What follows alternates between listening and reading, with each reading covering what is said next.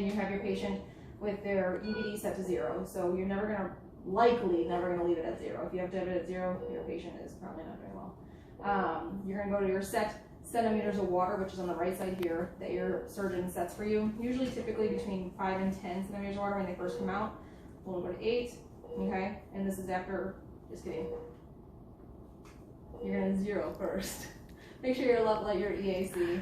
So you have your laser on here, and it'll shine out, and you can see that you're exactly at your level of the ear. Once you're level there, you can increase your drain back up, and then open it up for the patient to drain. Now you want to make sure you're opening all ports. Most physicians actually like to back prime with the patient's CSF, so they may come out with nothing in their tubing system, which is totally fine. It's not that it is going to suck air back into them, but most physicians don't actually like to prime with saline.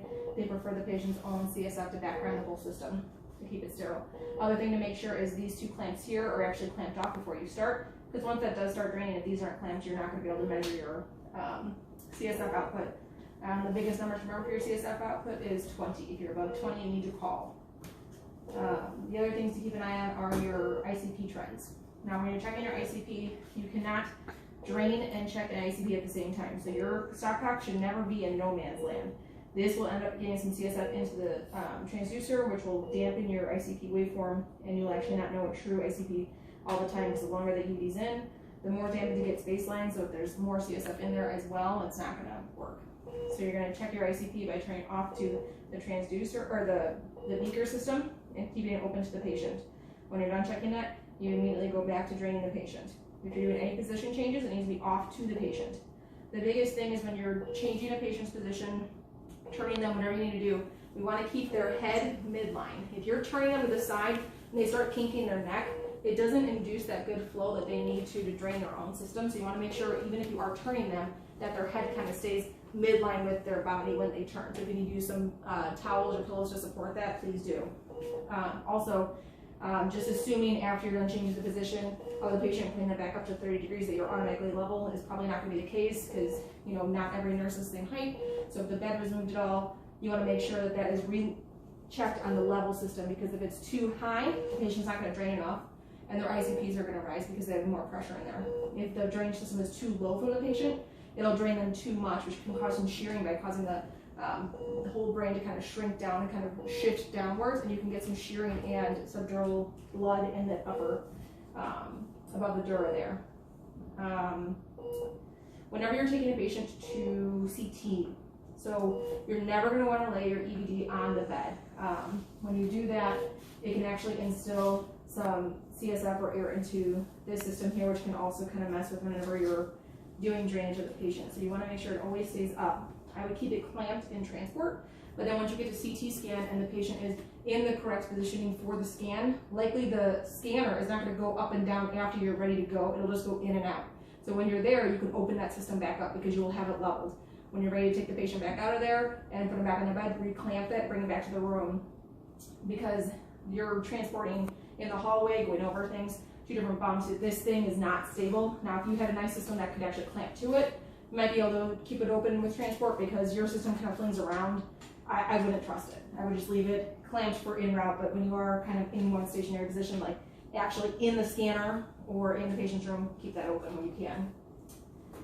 Now, a general kind of broad guideline you can follow are these millimeters of mercury as far as your ICPs go. So the lower your centimeters of water is set to, the more the patient's going to drain, because it takes a less ICP to overcome to drain that patient. So when they're set at 5, their ICP only has to overcome about 4 or 5 to actually start draining that patient.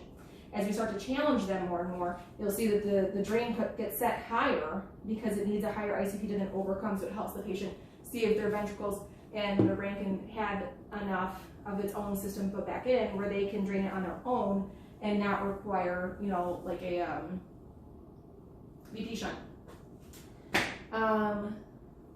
When it comes to, this is a fresh patient who just came out, you're gonna want to keep their ICPs, controlled. And so those patients likely want to be intubated because they're going to be pretty sick. So 2, it's probably the only time I'm ever going to say have the lights off in the room. Otherwise, if you've met me, I usually turn them on the minute I come in. So lights off, and you're really only going to do pupil checks because you're not going to want to stimulate this patient too much, because every time you stimulate them, it's going to shoot up their ICP. And because this system itself does not do a continuous ICP and drainage, there are systems out there that do that. This is not one of them. You will not know when you have these spikes in it, and the research has shown, these unmeasured spikes in ICP can cause a poor outcome for the patient. So you want to make sure whenever you are doing a sterile check on a fresh patient that came out with an EVD, keep that room dark, keep it quiet, so keeping those conversations minimal, especially, giving that patient a bath. I'm notorious for having music on in the room. You don't want to do that. As they get further out from their insult injury in the beginning, and we're starting to wean, that's when you can wake them up more, have them more follow commands, induce that pain, because you do want to see their compliance and see how they tolerate that higher ICP. Most surgeons will start challenging the drain by lifting it up, and then eventually they'll clamp it, and they'll have you just have it open to just doing the ICP and not draining it at all. That way you can trend, because you don't want to have the patient's ICP climb up too high. If their ICP is climbing too high, they failed that challenge. We need to give them a few days. If they keep failing it, then they're going to need a BP shunt. I don't really know anything else. Oh, changing the bag. So when you go to change the bag, this is also a 2-nurse ordeal, because one person's going to be again sterile, one person's going to be just clean. Always have to wear masks, which isn't an issue right now. And then one person sterile gloves, one person not. You're going to want to use betadine. You don't want to use chlorhexidine. It doesn't play nice with CSF, so we're going to use some betadine to kind of clean. The only issue with betadine is it gets really sticky, and it makes this kind of harder to take off. Some physicians altogether will actually just have you pour some rubbing alcohol into a 4x4 pack and using that so that you don't cause that stickiness, because I've had this happen in the past where after multiple times of changing it, it ends up breaking, and then you're kind of screwed. So depending on this physician, I don't think any physician is going to be offended when you ask them, when you want me to change this bag, would you prefer betadine or alcohol? But it's not going to be chlorhexidine. Dr. Broderick likes his drains usually taking a sample from this port every 3 days and sent off to make sure that the patient doesn't develop meningitis. So this port here is not actually going to pull anything directly from the patient. It's only going to take it from your drainage system here. So when you do that, you're going to have it off, have all your fluid in here, make sure to remember what you have, so that when you do this, you can record how much you drained in the computer. And then you're just going to open this port right here. You leave this one clamped, and then you can just aspirate that out and reclamp it in.